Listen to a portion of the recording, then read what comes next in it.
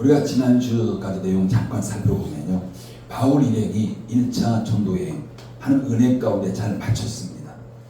그리고 바송교회에 있던 에베소 안디옥 교회에 돌아와서 재충전의 시간을 갖고 다시 2차 선교 여행을 떠나게 된 거죠. 2차 전도 여행은 1차 때 복음을 전했던 그런 지역들, 그래서 그때 복음을 받았던 성도들, 그들을 돌보는 것과 또 더 많은 지역에 복음을 전하는 바로 그런 계획을 가지고 바울 일행이 이렇게 떠나게 된 겁니다. 근데 바울 일행이 1차 때 복음을 전했던 곳에 이렇게 돌보는 데까지는 전혀 문제가 없었습니다. 근데 새로운 곳에 가서 복음을 전하는데 계속해서 어떤 어려움이 겪게 되는 거예요. 복음을 전하는 과정들이 계속 난관에 부닥치고, 그래서 그 길이 계속해서 막히고 있는 바로 그런 모습이 일어났습니다. 그래서 바울 일행은 뭔가 난관에 부닥치고 복음 전하게 막히게 되면은 다른 곳으로 또 방향을 전환해요. 그러면서 계속해서 방향을 전환하지만 또 그곳에서조차도 복음 전하는 것이 어려움을 겪게 됩니다. 그때마다 바울은 계속해서 방향을 바꿨고, 그가 계획 세웠던 대로 아시아 쪽에서만 계속 맴돌고 있는 바로 그런 모습이었습니다. 그러던 중 바울 일행이 드로아 지역에 이렇게 도착하게 돼요. 물론 드로아도 아시아 지역이었습니다. 근데 드로아 지역은 유럽과 아시아의 어떤 경계선 쪽에 있는 바로 그런 도시, 항구 도시였고, 그런데 그곳에 도착했을 때 성령님께서 바울에게 환상을 하나 보여주십니다.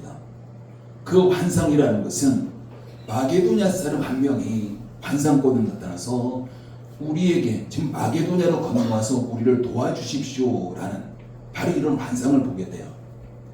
그러면서 바울이 그때서야 비로소 자신의 어떤 선교의 방향, 이것이 성령께서 마게도냐 지역, 즉 유럽 쪽으로 인도하는 것을 알게 됩니다. 그러면서 아시아 쪽에서 복음을 전하기를 원했던 자신의 계획을 내려놓고 하나님께서 인도하고 있는, 즉 유럽 쪽으로 즉시 방향을 바꿔서 배를 타고 떠나게 되는 거죠. 그래서 바울이 드로아에서 이제 배를 타고 그 마게도니아 지역으로 떠나게 되는데, 그 마게도니아 지역에 한국 도시 네아폴리가 있습니다. 거기서 네아폴리까지는 약 250km 정도 떨어져 있는 곳입니다. 250km 정도를 배를 타고 지금 출발하는 거죠. 여러분, 250km라면은 아마 부산에서 제주도 정도 거리 됩니다. 부산에서 제주도까지가 270km입니다. 오늘날 같으면 교통이 발달했기 때문에 배를 타도 그렇게 오랜 시간 걸리지 않습니다. 근데 이 당시는 동력으로 배가 움직이는 이 시대가 아니라 돛을 달고 바람에서 움직이는 이런 시대였기 때문에 250km를 간다는 것은 상당한 그런 거리에 있는 바로 그런 모습이었죠. 근데 그곳에 가면서 중간에 사모드라게라는 그런 섬이 하나 있습니다. 그 섬을 들려서 뭔가 이제 배도 손보고 뭔가 잠깐 쉼 갖고 이렇게 출발했겠죠. 근데 굉장히 빠른 시간에 네아폴리까지 도착하는 걸 볼 수가 있습니다. 바로 그 당시로서는 매우 이례적인 일이에요. 우리가 12절 말씀 한번 볼까요? 11절이 있습니다. 11절 시작. 우리가 드로아에서 배를 떠나 사모드라게로 직행하여 이튿날 네아폴리에 가고, 그런데 드로아에서 배를 타고 그날 갔는데 사모드라게로 갑니다. 그래서 거기서 계속 가서 이튿날 네아폴리에 도착했다라는 것은 단 이틀 만에 도착하는 바로 그런 모습이었다. 그런데 이것은 매우 빠르게 간, 그 당시로서는 굉장히 빨리 이렇게 갔던 바로 그런 모습입니다. 우리가 사도행전 20장에 보면은 바울이 선교행을 2차 때 떠나고 다시 돌아오는 길이 있잖아요. 다시 돌아올 때는 네아폴리에서 드로아까지 5일이 걸렸습니다. 그런데 가는 데는 이틀이 걸린 거고요. 우리가 그런 걸 본다면 바울이 유럽으로 방향을 전환했을 때 매우 빠른 그런 시간에 그곳에 도착한 것을 볼 수가 있습니다. 12절 말씀 읽습니다. 시작. 거기서 빌립보에 이르니 이는 마게도냐 지방의 첫 성이요 또 로마의 식민지라 이 성에서 수일을 유하다가, 그러니까 마게도니아 지역 이렇게 가게 되면서 네아폴리에서 바로 또 빌립보로 갑니다. 네아폴리에서 빌립보까지는 약 15km 정도 떨어져 있기 때문에 그냥 옆 동네라고 보시면 돼요. 옆에 도시, 굉장히 가까운 곳입니다. 그래서 우리가 읽었던 말씀에 보면은 빌립보라는 바로 그런 도시는 마게도냐 지방의 첫 성이다 라고 표현합니다. 이것은 마게도냐 지방에서 첫 번째 가는 도시다라는 이런 의미를 가지고 있습니다. 그러니까 마게도냐 지방에서 매우 중요한 도시다. 사람들이 많이 모이고 이런 중요한 도시임을 지금 말씀하고 있는 겁니다. 13절 말씀도 읽습니다. 시작. 안식일에 우리가 기도할 곳이 있을까요? 문밖 강가에 나가 거기 앉아서 모인 여자들에게 말하는데, 이제 빌립보 지역에 도착해가지고 첫 번째 안식일에 돌아왔습니다. 그래서 바울 일행이 기도할 곳을 찾은 거예요. 쉽게 말하면 예배할 공간을 찾은 겁니다. 근데 예배할 공간을 찾아서 겨우 찾은 것이 강가였습니다. 우리가 이것은 빌립보 지역에 회당이 없다라는 것을 의미하는 거죠. 우리가 그동안 바울이 복음을 전하면서 아시아 지역에서는 그래도 회당이 있기 때문에 주로 갈 때마다 회당에 들렸습니다. 그런데 이제는 빌립보 지역에서는 유럽 지역이잖아요. 아직 그곳에 복음이 제대로 들어가지 않은 겁니다. 유대인들이 그곳에 있지 않은 거예요. 그래서 그곳에 회당이 있지 않았습니다. 그래서 예배할 공간을 찾은 것이, 즉 기도처를 찾은 것이 바로 강가였습니다. 근데 강가로 갔을 때 몇 사람의 여인들이 그곳에서 모임을 갖고 있었습니다. 그러면서 그 여인들에게 바울이 복음을 전하게 되는 거죠. 그래서 복음을 전했는데 뜻밖의 놀라운 일이 그곳에서 벌어지고 있는 걸 볼 수가 있습니다. 15절 말씀 읽습니다. 시작. 그와 그 집이 다 세례를 받고 우리에게 청하여 이르되 만일 나를 주 믿는 자로 믿거든 내 집에 들어와 유하라 하고 강권하여 머물게 하니라. 지금 강가에서 여인들이 모임을 갖고 있었는데 그 모임이라는 것은 쉽게 말하면 예배라고 보시면 돼요. 그들이 회당이 없기 때문에 그냥 강가에서 몇 명이 모여서 하나님 앞에 예배드리고 있는 바로 그런 모습이었습니다. 그래서 바울 일행이 그들에게 복음을 전했고, 복음을 전했는데 우리가 지금 말씀 읽었던 것처럼 그들이 너무나도 쉽게 복음을 받아들이는 거예요.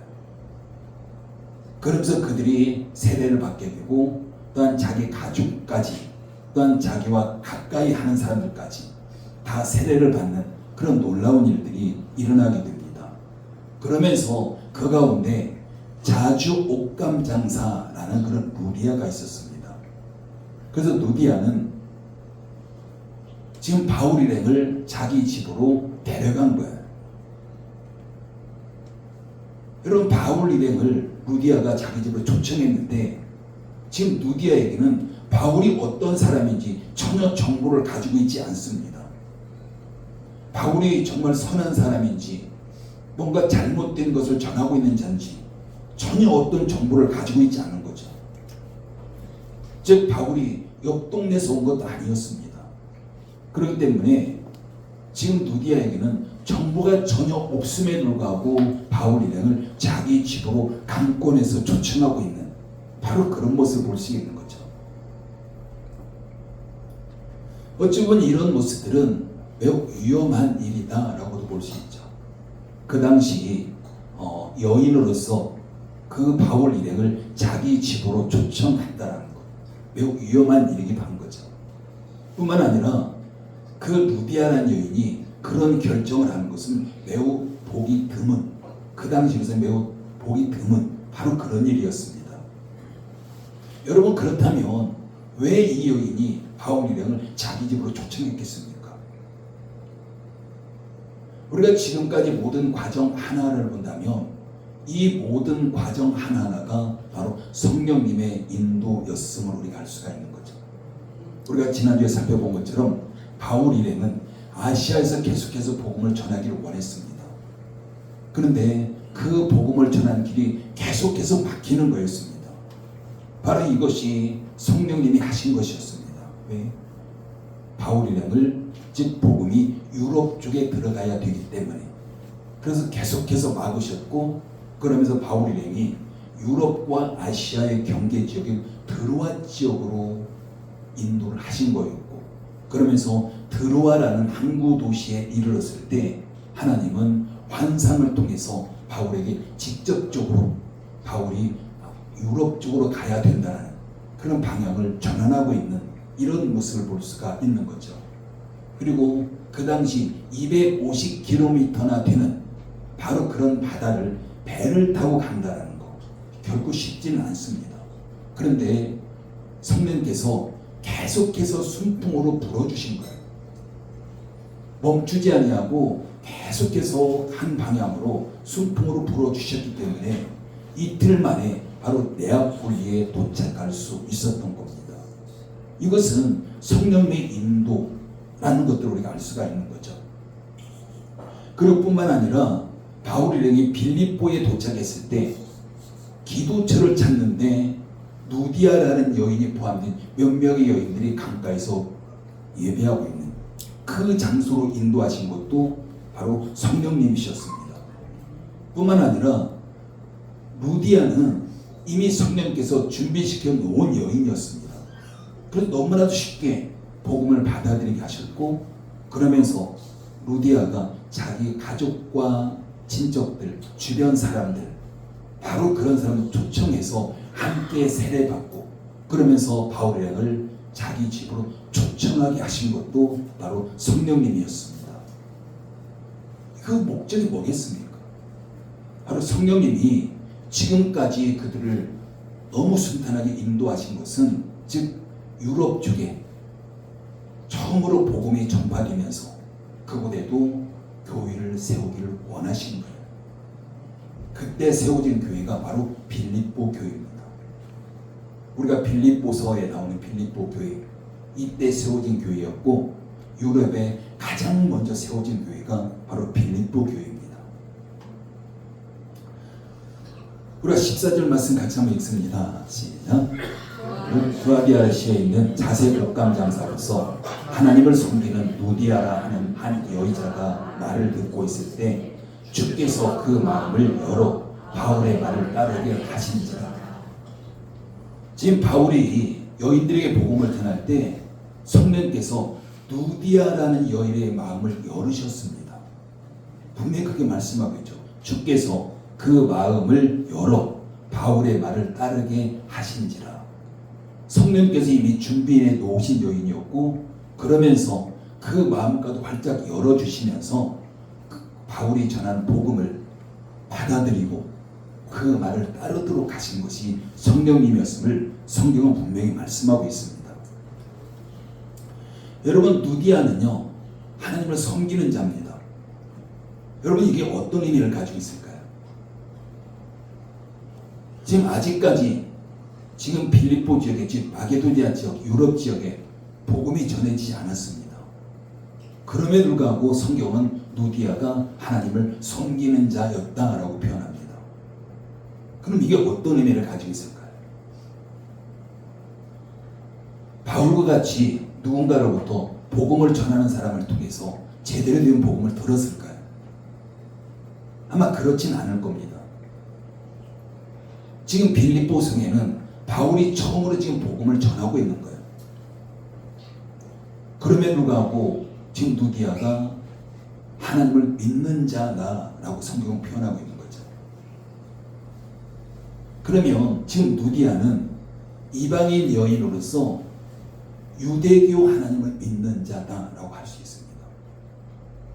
예수 그리스도의 십자가의 복음을 듣고 그걸 믿는 것이 아니라 원래부터 유대교의 하나님, 그 하나님을 믿는 자 이렇게 표현할 수 있는 거죠. 그렇기 때문에 아마 유대인들이 믿었던 그 하나님, 누군가로부터 아마 듣기는 들었을 겁니다.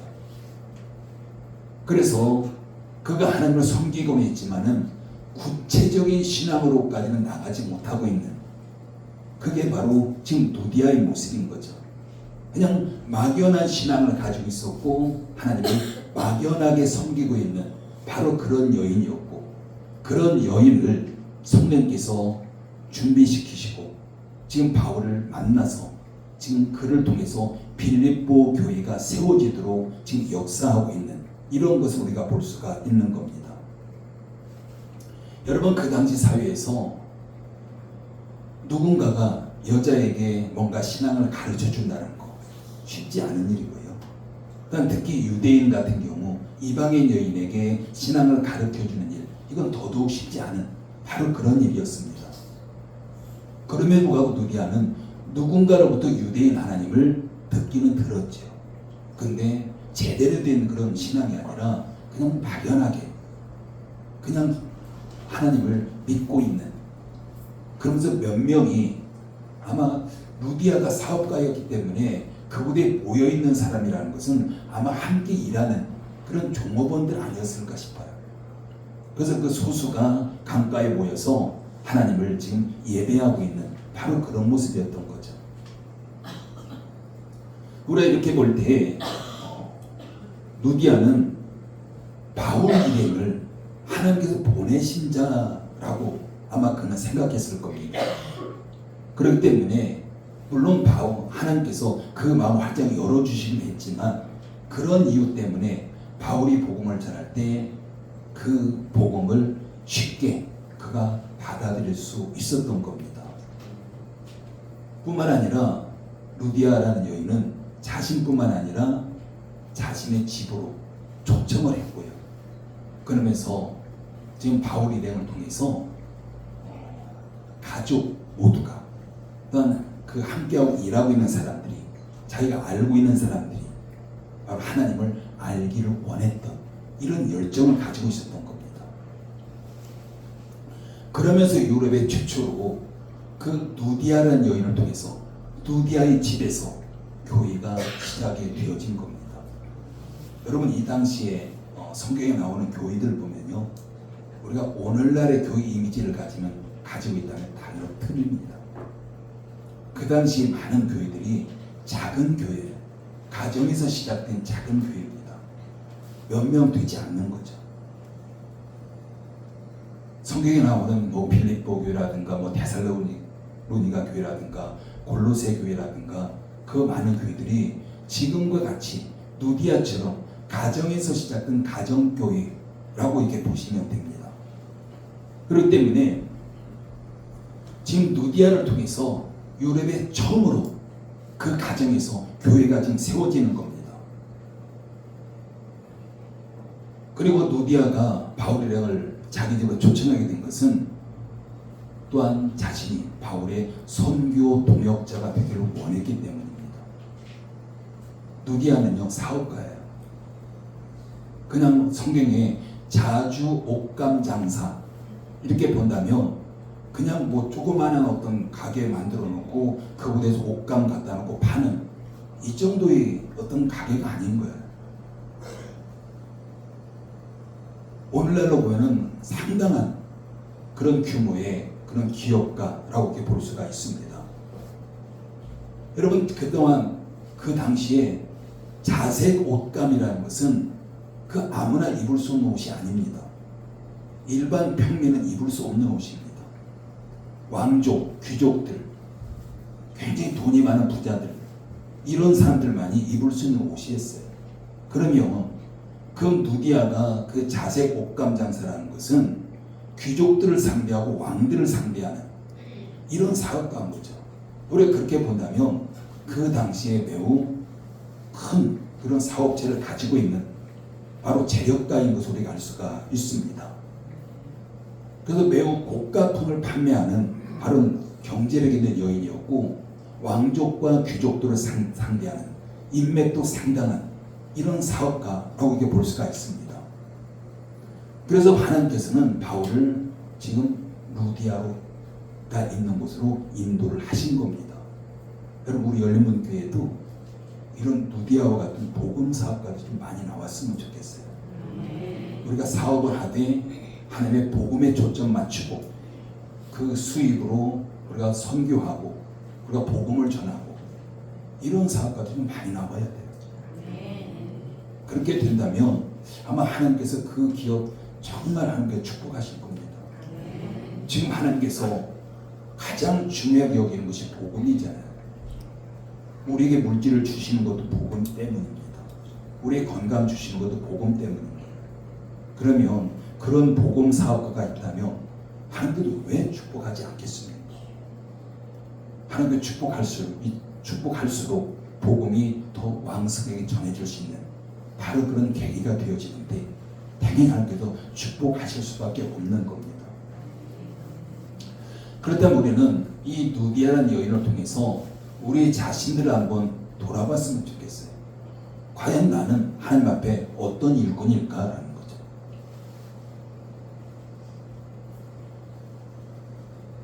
누디아라는 여인이 결코 오늘 성경에서 그렇게 하고 있는 것은 바울의 일행을 자기 집으로 초청하고 거기서 교회를 세우고 바울의 선교 동역자가 되고 이런 것들 결코 쉽지 않습니다.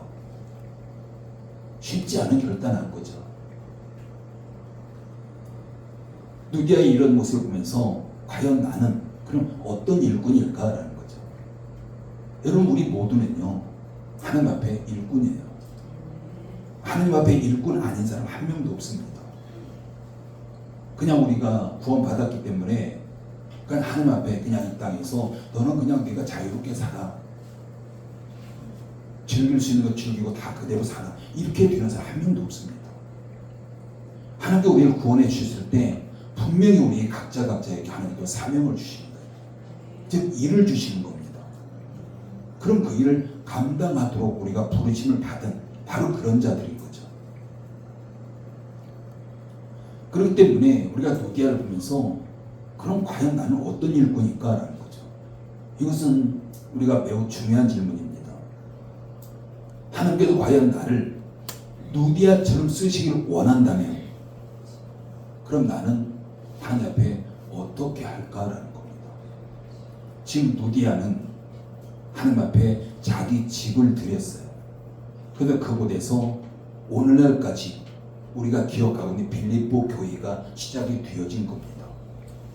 누디아 그 집의 가정을 통해서 유럽 지역의 복음이 확장돼 갈 수 있었던 이게 시발점이었습니다.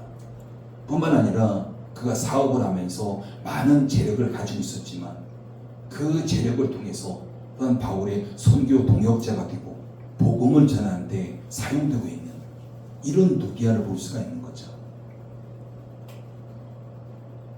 여러분 오늘날 보면요 세상은 돈을 최고의 가치로 여깁니다. 돈이면 다 된다고 생각하고 있죠. 그런데 그 가치관이 오늘날 교회 안에도 너무 깊숙이 들어와 있다는 사실이에요. 그래서 교회도 많은 부분들이 돈에 의해서 우리가 움직이고 있는 바로 그런 모습을 볼 수가 있습니다. 그러나 중요한 것은 하나님 앞에 결코 돈이 아닙니다.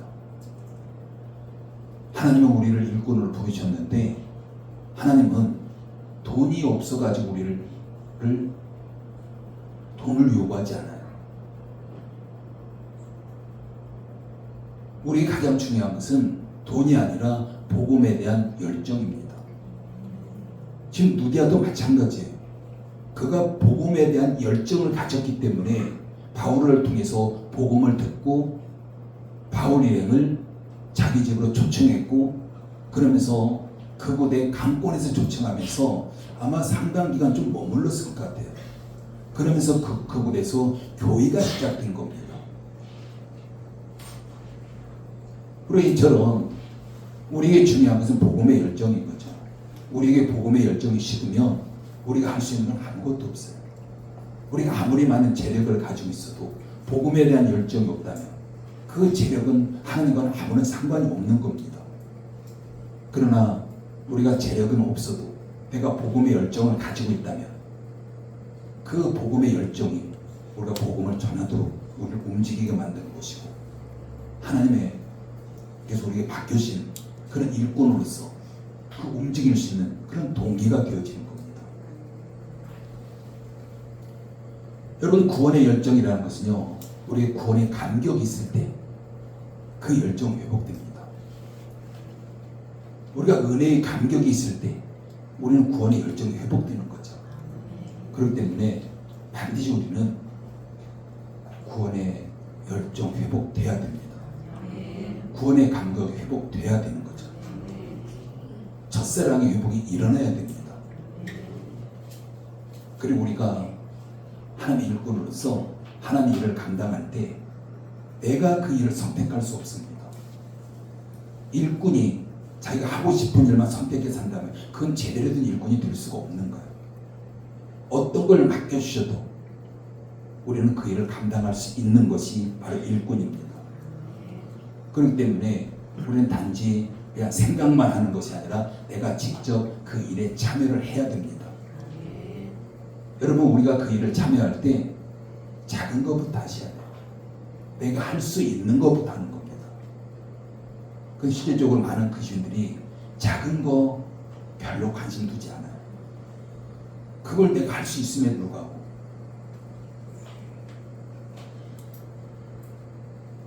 여러분, 우리는 그런 이야기 좀 많이 들어요. 하나님 돈 주세요. 돈 주시면 이렇게 하겠습니다. 하나님, 내가 시간이 되면 하나님이 이렇게 하겠습니다. 내가 뭔가 여유가 되겠다면 이렇게 하겠습니다. 그 조건이 붙어요. 하나님께 우리를 부르셨을 때 일꾼을 불렀다면 거기에 어떤 조건도 붙으면 안 되는 겁니다. 우리가 그동안 많이 들었던 이야기잖아요. 뭔가 이렇게 되면 하겠습니다. 이때 하겠습니다. 우리가 찬양단 보면 참 감사해요. 쉽지 않잖아요. 물론 뒤에서 그냥 함께 찬양 부르는 사람은 뭐 그렇게 어렵지 않을 거다라고 생각하는 사람이 있을 거예요. 근데 쉽지 않습니다. 그냥 한 번 하라는 거 할 수 있어요. 매주 정해놓고 한다는 거 결코 어렵습니다. 쉽지 않습니다. 그냥 놀고 있는 사람들이 아니잖아요. 일주일 동안 바쁘게 힘들게 이 무더위 가운데 일하고 지친 가운데서 다시 정해졌기 때문에 하나님 일이기 때문에 정한 시간에 나와서 그 일을 감당한다는 거 정말 어렵습니다. 우리가 그렇게 본다면 너무 감사하고요. 그래서 여러분들이 앞에서 찬양 인도할 때 최선으로 함께 동참해 주는 것, 이게 정말 감사 표현하는 것이고 그 감사 표현이 하나님을 기쁘시게 하는 것이고 하나님의 영광 돌리는 겁니다. 그거 우리 어렵지 않잖아요. 우리가 할 수 있는 거예요. 앞에 나와서 못해도 앞에서 인도할 때 우리가 큰 소리로 힘차게 즐겁게 기쁨으로 우리가 찬양하는 거 우리 얼마든지 할 수 있는 바로 그런 것들입니다. 그게 바로 또한 하나님 일이에요. 그래서 하나님 일은 작은 것부터 내가 할 수 있는 것부터 시작하는 겁니다. 그러면 하나님께서 기뻐하시고 우리에게 더 큰 능력을 주시고 그 자원을 공급해 주시고 그러면서 우리가 더 큰 일도 감당하게 될 줄 믿습니다. 바로 하나님은요 우리 한 사람 한 사람 통해서 일하기를 원하세요. 하나님의 능력이 없어서 그런 게 아니에요. 하나님은 우주 만물을 창조하신 분입니다. 창세기에 나오는 그 하나님이 지금도 여전히 무너진 교회들, 무너진 곳들, 복음에 필요한 것들 직접 하신다면 그냥 한순간에 끝날 수 있는 거예요. 그럼에도 불구하고 하나님은 그거를 우리에게 맡겨주셨다는 사실이에요. 그건 하나님은 우리를 인정하고 있는 거예요. 우리를 통해 영광 받으시겠다는 겁니다. 이게 얼마나 큰 은혜입니까? 그러면 정말 내가 능력이 없어도 내가 부족해도 내가 할 수 있는 거 하면 되는 거예요. 할 수 있는 것부터 시작하면 되는 겁니다. 그렇게 되어질 때 하나님은 나를 통해서 영광 받으시고 그 작은 것 하나가 하나님의 교회를 세워가는 것인 줄 믿습니다. 여러분 우리는요 하나님을 위해 존재하는 자들이에요. 그런데 실제 많은 크리스천들이 나를 위해서 하나님이 존재하는 것처럼 신앙생활합니다. 그런데 절대 그렇지는 않습니다. 하나님께서는 나를 위해 존재하지 않아요. 하나님 분명한 목적을 가지고 계시고 하나님이 그 목적대로 일하시는 분이고 그 목적에 어긋났을 때 하나님은 더 이상 움직이지 않습니다. 그렇기 때문에 우리가 그 하나님의 목적 안에 들어가는 것, 이게 바로 축복인 겁니다. 하나님 앞에 우리가 순종하는 것이 축복인 거죠. 내가 중심이 아니라 하나님의 중심이 되어야 되는 거죠. 그래서 우리 모두는 하나님의 일꾼입니다. 하나님의 일꾼은 하나님의 일을 하는 자들이에요. 그래서 하나님께서는 하나님의 일을 위해서 저와 여러분들을 사용하기를 원하시는 겁니다. 내가 원하는 일이 아닌 거예요. 그래서 저와 여러분이 하나님께서 실제로 쓰시는 사람이 되기를 원합니다. 그러면 하나님께서 실제로 쓰시는 사람이 되기를 원해서 쓰시는 사람이 된다면 우리가 어떻게 해야 할까요? 앞에서 말씀드린 것처럼 작은 것부터 시작하시죠. 내가 할 수 있는 거 하시면 됩니다. 내가 할 수 있는 거, 때로는 우리가 교회에 와서 예배할 때도 뭔가 교회에 뭔가 휴지가 다 떨어져 있으면 그냥 줍는 거예요. 그거 할 수 있잖아요, 누구나. 그러니까 의자가 좀 삐뚤어져 있으면 좀 줄을 맞추는 겁니다. 이건 누구나 다 할 수 있는 거예요. 우리가 이런 작은 일부터 시작할 때 우리가 그걸 지나치지 않냐고 그걸 관심을 가지고 그 작은 일부터 시작할 때 그게 바로 하나님 일을 하는 겁니다. 여러분 예수님께서 마태복음 25장에서 이런 말씀하셨어요. 여기 내 형제 중에 지극히 작은 자 하나에게 한 것이 바로 내게 한 것이다. 여러분 지극히 작은 자 하나에게 한 것이 내게 한 것이라는 거예요. 지극히 작은 자, 많은 사람들이 별로 관심 두지 않아요. 그냥 외면하고 지나칩니다. 그런데 그 작은 것 하나 그걸 감당했을 때 예수님은 그걸 내게 한 것이야. 예수님은 그걸 크게 받아들여요. 그리고 또 뭐라고 하냐면 이어서 이 지극히 작은 자 하나에게 하지 아니한 것이 내게 하지 아니한 것이다. 예수님은 작은 것 하나 결코 작다고 여기지 않아요. 크다고 여깁니다. 여러분 헌금을 드려도 2랩돈 드린 여인 있잖아요. 그 당시 바리새인들 많은 재력가들 엄청난 돈을 헌금을 합니다. 그걸 다 보고 계셨어요. 근데 어느 한 여인이 2랩돈, 쉽게 말하면 우리나라 돈으로 동전입니다. 우리나라 돈으로 동전 제일 큰 게 500원이잖아요. 그래 최고로 우리나라 돈 최고로 쳐도 1000원입니다. 2개면.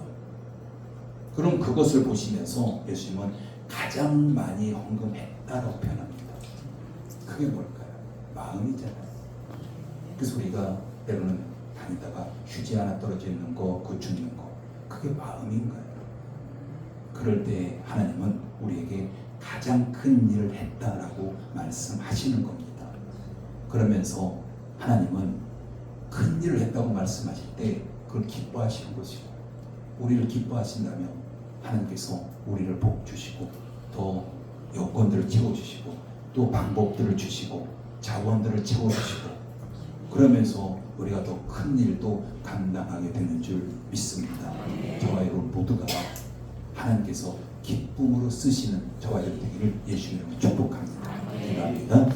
아버지 하나님 은혜를 감사를 드립니다. 하나님께서 바울이랑 인도해서 누디아를 만나게 하신 것도 하나님이셨습니다. 누디아를 통해서 교회가 세워지게 하신 것도 하나님이셨습니다. 그러면서 유럽 전 지역에 복음이 전파되도록 하신 것이 하나님이셨습니다. 하나님께서는 나의 작은 것 하나를 가지고 나를 사용하시고 그 작은 것 하나 때문에 내 주변이 복음으로 전파되고 더 많은 사람들이 아버지 앞에 영광 올려드리는 그런 일이 될 줄 믿습니다. 아버지 하나님 우리 모두 하나님 앞에 올려드립니다. 열린 문들을 하나님 사용하시고 우리 한 사람 한 사람 하나님의 선한 일꾼으로 사용해 주셔서 하나님 영광 받아 주시옵소서. 예수님의 이름으로 기도드립니다. 아멘. 예, 준비한 예물